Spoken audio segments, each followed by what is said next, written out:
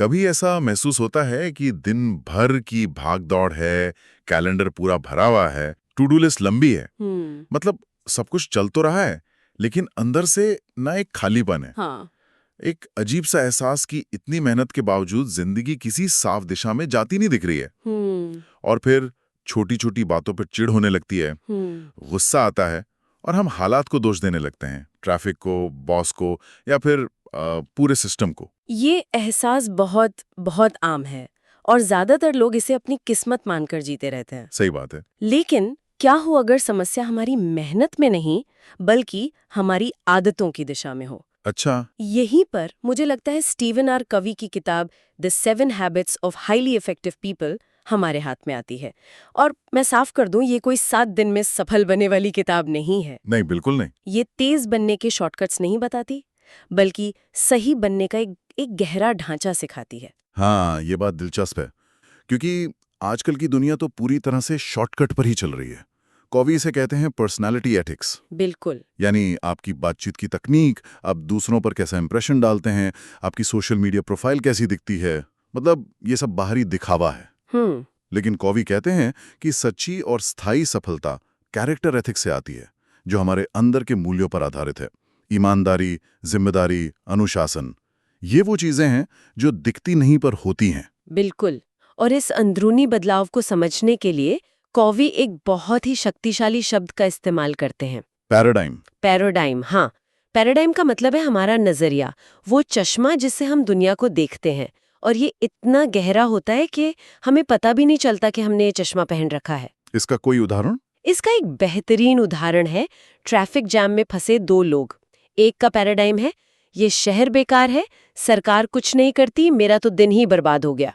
और वो गुस्से में हॉर्न बजा रहा है। हाँ, और लाचारी महसूस कर रहा है। जबकि दूसरे का पैराडाइम है, ठीक है, मैं जैम में हूं, इसे मैं कंट्रोल नहीं कर सकता, तो क्या मैं इस समय का इस्तेमाल कुछ बेहतर करने में कर सकता हूं? जैसे कोई पॉडकास्ट सुन ले या किसी को फोन कर ले। बिल्कुल। हालात दोनों के लिए एक जैसे हैं, पर उनका अनुभव, उनकी भावनाएं, सब कुछ बिल्कुल अलग है। समस्या ट्रैफिक जैम नहीं है, समस्या उसे देखने का हमारा पैराडाइम है। तो मतलब बदलाव की शुरुआत हालात बदलने से नहीं, बल्कि अपना नजरिया, अपना चश्मा बदलने से होती है। एग्जैक्टली। चलिए, तो इसी नजरिए को बदलने वाली पहली आदत से शुरू करते हैं। बी प्रोएक्टिव, यानी प्रतिक्रियाशील नहीं, जिम्मेदार बनिए। ये सुनने में बहुत सीधा साधा लगता है, पर शायद सबसे मुश्किल यही है। मुश्किल इसलिए है क्योंकि ये हमारी एक तरह से बायोलॉजिकल इंस्टिंक्ट के खिलाफ जाता है। हमारा दिमाग खतरे पर तुरंत प्रतिक्रिया देने के लिए बना है, मतलब रिएक्ट करने के लिए। हाँ, किसी ने कुछ कहा और तुरंत गुस्सा आ गया। बिल्कुल। कोवी कहते हैं कि किसी भी घटना, स्टिमुलस, और हमारी प्रतिक्रिया, रिस्पॉन्स के बीच एक छोटी सी खाली जगह, एक स्पेस होती है। एक स्पेस। हाँ, और उसी स्पेस में हमारी आज़ादी और चुनने की शक्ति छुपी है। लेकिन जब कोई ऑफिस में बेवजह चिल्लाता है या कोई गाड़ी गलत तरीके से काट देता है, तो उस पल में उस स्पेस को याद रखना तो मतलब लगभग नामुमकिन लगता है। गुस्सा तो तुरंत आता है। सही कहा, बिल्कुल सही कहा। इसीलिए ये एक आदत है, कोई स्विच नहीं जिसे ऑन ऑफ किया जा सके। प्रोएक्टिव होने का मतलब गुस्सा न आना नहीं है। अच्छा। इसका मतलब है गुस्से को अपने ऊपर हावी ना होने देना, उस एक पल के लिए रुकना, एक गहरी सांस लेना और खुद से बस एक सवाल पूछना, इस हालात में मैं क्या कंट्रोल कर सकता हूँ? सामने वाले का व्यवहार? नहीं। ट्रैफिक? वो भी नहीं। अपनी प्रतिक्रिया? हाँ, हमेशा। जिस पल आप ये सवाल पूछते हैं, आप अपनी शक्ति वापस ले लेते हैं। आप शिकार की भूमिका से निकलकर अपनी जिंदगी के ड्राइवर बन जाते हैं। ठीक है, तो पहली आदत है कि हम अपनी जिंदगी के ड्राइवर बने, ना कि पैसेंजर। एक बार जब ये कंट्रोल आ गया, तो गाड़ी किस दिशा में ले जानी है, मुझे लगता है यहीं पर दूसरी आदत आती है। कौन सी? Begin with the end in mind. अंत को पहले देखिए। आपने बिल्कुल सही पकड़ा। ये विजन की आदत है। कोवे कहते हैं कि दुनिया में हर चीज 2 बार बनती है, पहली बार किसी के दिमाग में और फिर दूसरी बार असल दुनिया में। जैसे एक इमारत बनने से पहले आर्किटेक्ट के दिमाग में बनती है। बिल्कुल। हम अपनी जिंदगी के आर्किटेक्ट हैं, लेकिन ज्यादातर लोग बिना ब्लूप्रिंट के ही अपनी जिंदगी की इमारत खड़ी करने लगते हैं। डिग्री ले ली क्योंकि सब ले रहे थे, नौकरी कर ली क्योंकि पैकेज अच्छा था, शादी कर ली क्योंकि उम्र हो गई थी, और फिर 40 की उम्र में एहसास होता है कि हम उस सीढ़ी पर बहुत ऊपर चढ़ गए हैं जो गलत दीवार पे टिकी हुई है। लेकिन ये जो पर्सनल मिशन स्टेटमेंट बनाने वाली बात है, जैसा कोवे कहते हैं, ये सुनने में बहुत भारी भरकम और मुश्किल काम लगता है। इसे आसान बनाते हैं। मिशन स्टेटमेंट का मतलब कोई लंबा चौड़ा दस्तावेज लिखना नहीं है। बस शांति से बैठकर खुद से एक सवाल पूछिए। क्या? अगर 20 साल बाद लोग मुझे याद करें तो किस एक बात के लिए करें? वो क्या कहेंगे कि ये एक अच्छा इंसान था, एक भरोसेमंद दोस्त था, एक क्रिएटिव प्रोफेशनल था, या जिसने हमेशा दूसरों की मदद की? ये सवाल तो सब कुछ बदल देता है। हाँ, ये सवाल जिंदगी की सारी गैर जरूरी चीजों को फिल्टर कर देता है और आपको एक दिशा देता है। ये आपका निजी कंपास बन जाता है जो हर छोटे बड़े फैसले में आपका मार्गदर्शन करता है। ठीक है, तो दिशा तय हो गई, कंपास हाथ में आ गया, लेकिन रोजमर्रा की भागदौड़, ईमेल, फोन कॉल्स, अचानक आ गई मीटिंग्स, उस बड़ी दिशा से ध्यान भटका देती हैं। बिल्कुल। इस केओस के बीच उस मिशन पे काम कैसे करें? मुझे लगता है यहीं पर तीसरी आदत की जरूरत पड़ती है। बिल्कुल, और वो है पुट फर्स्ट थिंग्स फर्स्ट। जरूरी को पहले रखिए। ये सिर्फ टाइम मैनेजमेंट नहीं है, ये है प्राथमिकता प्रबंधन, यानी प्रायोरिटी मैनेजमेंट। और यहाँ सबसे बड़ा धोखा होता है जरूरी, इम्पोर्टेंट और तत्काल अर्जेंट कामों के बीच। अच्छा, वो कैसे? हमारा फोन बजता है, वो अर्जेंट है पर शायद इम्पोर्टेंट नहीं। ईमेल का नोटिफिकेशन आता है, वो अर्जेंट है, लेकिन हमारी सेहत, हमारे रिश्ते, कुछ नया सीखना, अपने करियर की लंबी प्लानिंग, ये सब बेहद इम्पोर्टेंट है, पर ये अर्जेंट नहीं है, ये चिल्लाते नहीं है। और इसीलिए हम इन्हें हमेशा टालते रहते हैं। कल से जिम जाऊंगा, इस वीकेंड बच्चों के साथ समय बिताऊंगा, अगले महीने से वो ऑनलाइन कोर्स शुरू करूंगा। और वो कल कभी नहीं आता। कभी नहीं आता। क्योंकि अर्जेंट हमेशा इम्पोर्टेंट पर हावी हो जाता है। इसका अभ्यास करने का सबसे कारगर तरीका है हर दिन की शुरुआत में खुद से सिर्फ एक सवाल पूछना। एक सवाल। आज की वो कौन सी एक सबसे जरूरी चीज है जिसे करने से मेरे मिशन पर सबसे ज्यादा सकारात्मक असर पड़ेगा, और फिर चाहे कुछ भी हो जाए उस एक चीज को सबसे पहले करना। चाहे वो सिर्फ 30 मिनट की एक्सरसाइज हो। हाँ, या 1 घंटा कोई किताब पढ़ना। दिन भर व्यस्त रहना और प्रोडक्टिव होने में यही फर्क है। ये पहली 3 आदतें तो मतलब खुद पर जीत हासिल करने के बारे में है, प्राइवेट विक्ट्री। बिल्कुल। लेकिन हम अकेले तो रहते नहीं। अब चौथी आदत हमें दूसरों के साथ संबंधों की दुनिया में ले जाती है। थिंक विन विन, यानी मैं भी जीतूं, आप भी। लेकिन ये सुनने में तो बहुत आदर्शवादी लगता है, पर क्या ये प्रैक्टिकल है? मेरा मतलब है, क्या हर सिचुएशन में विन विन संभव है? बिजनेस में नेगोशिएशन करते वक्त या प्रमोशन के लिए compete करते वक्त कोई कैसे विन विन सोचेगा? ये एक बहुत जरूरी सवाल है। देखिए, कोवी ये नहीं कहते कि हर स्थिति में विन विन हो ही जाएगा।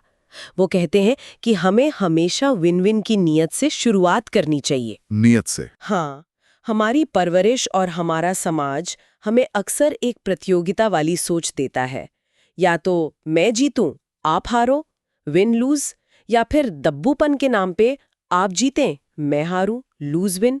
विन विन कहता है कि जिंदगी कोई जीरो सम गेम नहीं है। यहाँ केक का एक ही टुकड़ा नहीं है जिसे बांटना है। हम मिलकर एक और बड़ा केक बना सकते हैं। इसका कोई असली दुनिया का उदाहरण दे सकते हैं?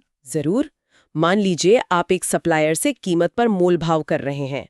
विन लूज सोच होगी कि मैं इसे जितना नीचे दबा सकता हूं दबाऊं। मेरा फायदा, उसका नुकसान। हाँ, लेकिन विन विन सोच ये होगी कि ठीक है, मुझे अच्छी कीमत चाहिए, पर मैं ये भी चाहती हूँ कि आपका बिजनेस भी फले फूले, ताकि आप मुझे लंबे समय तक अच्छी क्वालिटी का माल दे सकें। तो चलिए एक ऐसा समाधान निकालते हैं जो हम दोनों के लिए फायदेमंद हो। इससे तो रिश्ता भी मजबूत होता है। बिल्कुल। ये सोच शॉर्ट टर्म सौदेबाजी से ज्यादा महत्वपूर्ण लॉन्ग टर्म रिश्ते बनाती है। ये आपसी सम्मान और आपसी लाभ पर आधारित है। और विन विन समाधान खोजने के लिए जो सबसे जरूरी कौशल चाहिए, वो हमें 5वीं आदत सिखाती है। Seek first to understand, then to be understood. पहले समझें, फिर अपनी बात कहिए। ये सुनने में कितना आसान लगता है, पर असल में हम इसका ठीक उल्टा करते हैं। हम सब यही करते हैं। हम जवाब देने के लिए सुनते हैं, समझने के लिए नहीं। जब कोई अपनी समस्या बता रहा होता है, हमारा दिमाग पहले से ही अपना जवाब, अपनी सलाह तैयार कर रहा होता है। हाँ, बिल्कुल। कोवी इसे एम्पैथेटिक लिसनिंग यानी सहानुभूतिपूर्ण श्रवण कहते हैं।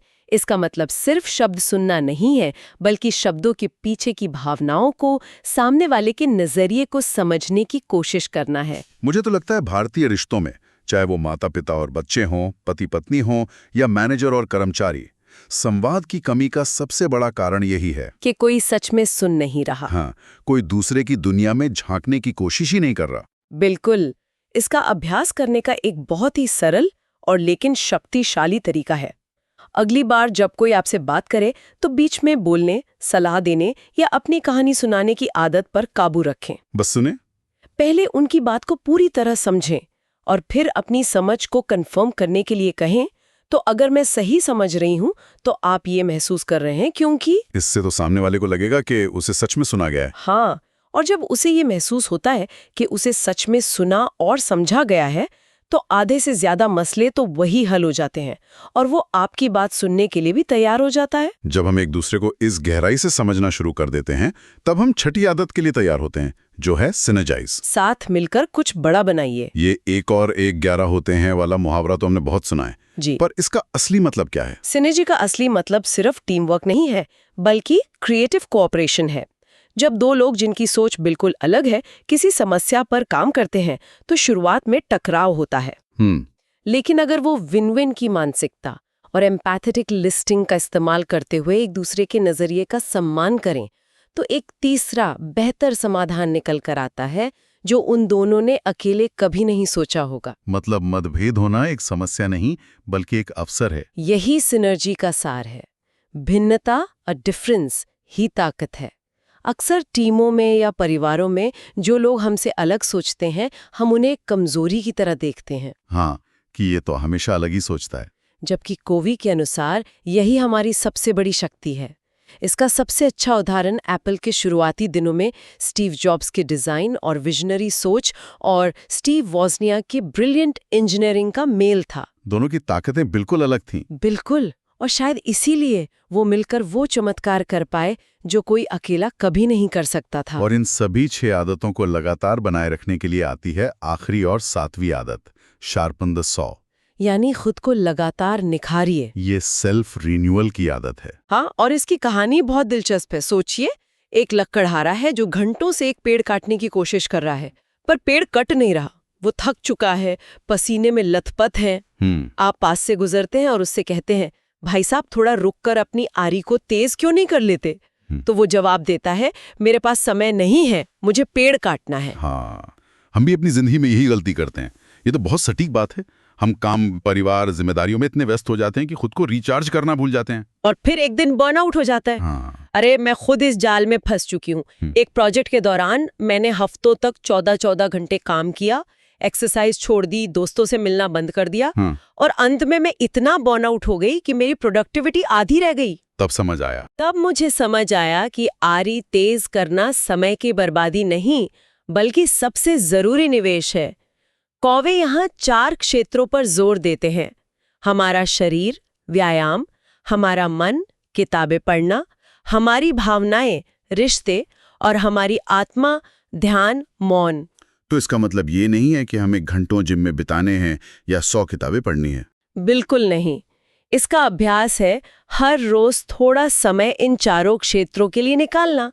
रोज 20 मिनट चलना, 15 मिनट कुछ पढ़ना, किसी प्रियजन को 5 मिनट के लिए फोन करना और 5 मिनट बस चुपचाप बैठना।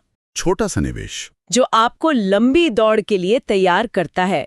अगर हम इन सभी आदतों को एक साथ देखें तो एक बहुत सुंदर तस्वीर बनती है।